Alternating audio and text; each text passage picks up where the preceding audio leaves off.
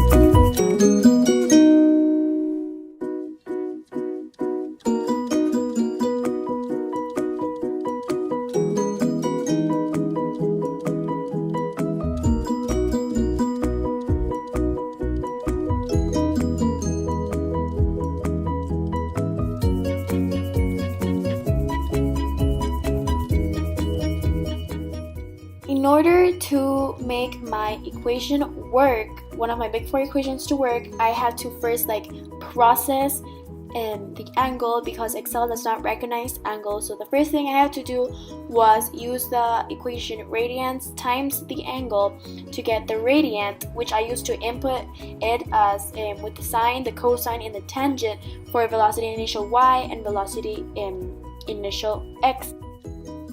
And then I used cosine theta times velocity initial to get my velocity initial for the x-axis, and then I used sine theta times the velocity initial to get my displacement in the y-axis, which I used in the big four equations. And it's really important to have them separate because you cannot mix the y-axis and the x-axis.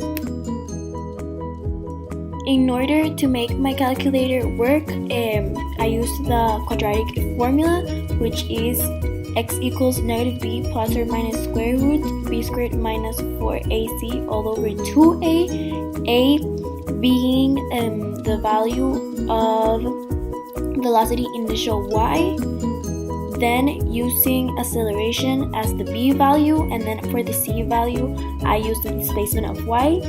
With the acceleration, the velocity initial y, and the displacement of y, I was able to get all the information that I needed to find time, which was what they were asking for. I had to make sure that the formula didn't involve time, because obviously that was the variable that I was looking for. The next step was to input this equation into Excel. It was very challenging but very doable. I just had to make sure that I used the right amount of parentheses so that Excel could process the equation and not mix up the different values in the quadratic formula.